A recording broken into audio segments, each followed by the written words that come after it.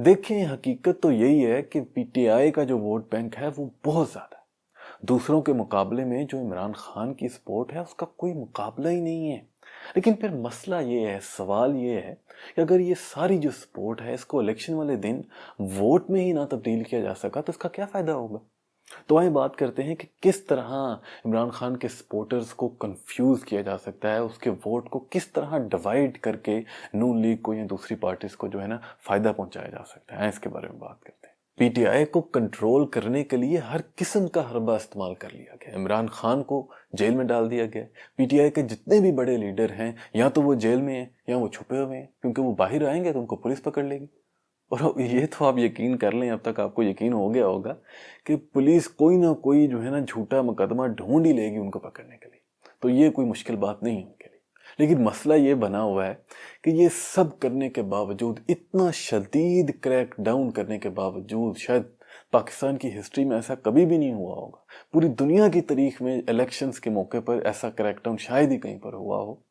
इतना शदीद क्रैकडाउन करने के बावजूद फिर भी पीटीआई की जो सपोर्ट है ना उसे तोड़ा नहीं जा पा रहा। इमरान खान का जो नज़रिया है वो लोगों के दिलों में घर कर चुका है।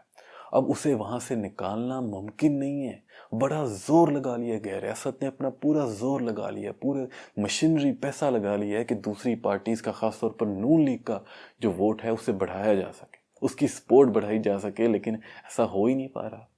तो इस सब में क्या सोल्यूशन है? इस सब में सिर्फ ये एक ही सोल्यूशन होता है, जब आप अपनी जिस पार्टी को आप जितवाना चाहते हैं उसका वोट बैंक ना बढ़ा सकें, उसकी सपोर्ट ना बढ़ा सकें, तो इसका सोल्यूशन यही होता है कि आप दूसरी जो पार्टी है जिसको आप हरवाना चाहते हैं उसके वोट को कंफ्यूज कर दें, उसके वोटर को कंफ्यूज कर दें, उसके वोट को डिवाइड कर दें। और यही किया गया। इमरान खान से जो है, पीटीआई से जो है वो बल्ले का सिंबल ले लिया गया। पहले तो बहुत ईजी था, लोगों को कोई मुश्किल थी ही नहीं। उन्होंने बस जाना था, बल्ले का निशान ढूंढना था और उस पर वोट अपना कास्ट कराना था। बहुत ईजी था लोगों के लिए, सबके लिए बहुत ज़्यादा ईजी था। उनको कैंडिडेट का नाम भी याद करने की ज़रूरत नहीं थी, बल्ला इतना आम हो चुका था। लेकिन अब ये जो ज्यादती उन्होंने की है, पाकिस्तान की जमहूरियत के साथ बहुत बड़ी ज्यादती की है, पीटीआई के साथ बहुत बड़ी ज्यादती की है, इसका भी मैं समझता हूँ कि तोड़ निकल आया था। सोशल मीडिया का दौर था, बड़ी अच्छी कैंपेन चल रही थी। लेकिन अभी रिसेंटली जो है ना, एक जो सोशल मीडिया के ऊपर, खासतौर पर ट्विटर के ऊपर जो बहस एक चल रही थी कि इसको भी जो है ना, इसके बावजूद भी लोगों को बड़ा कंफ्यूज किया जा सकता है। एक और जो साजिश की जा सकती है वो ये की जा सकती है कि जो भी एक हल्के के अंदर पीटीआई का कैंडिडेट होगा उससे मिलता जुलता कोई कैंडिडेट, उसका नाम भी उसी तरह का हो।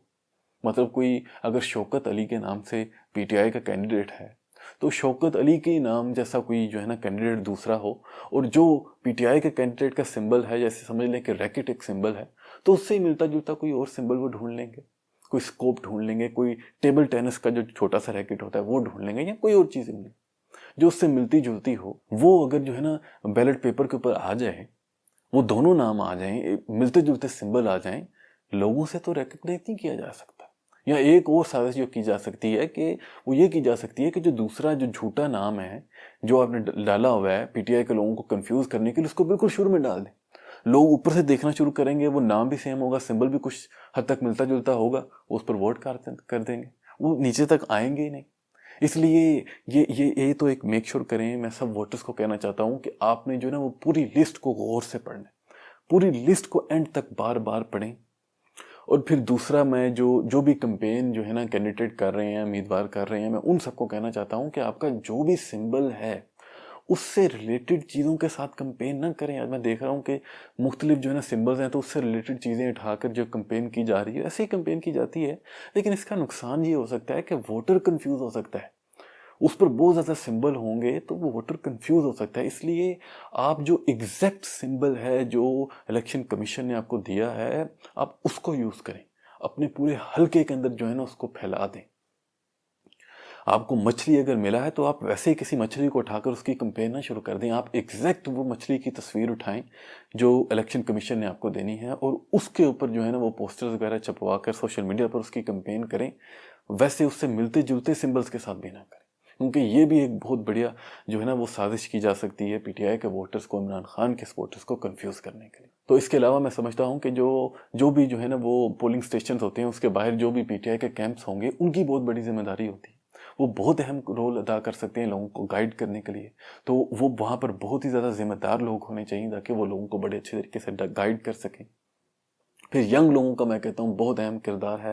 پہلے بھی بہت دفعہ کہہ چکا ہوں کہ ینگ لوگوں کے لیے یہ الیکشن میں کردار ادا کرنا بہت زیادہ ضروری ہے، کیونکہ یہ الیکشنز 2024 پاکستان کی ترقی کے لیے، پاکستان کی بقا کے لیے بہت زیادہ ضروری ہے.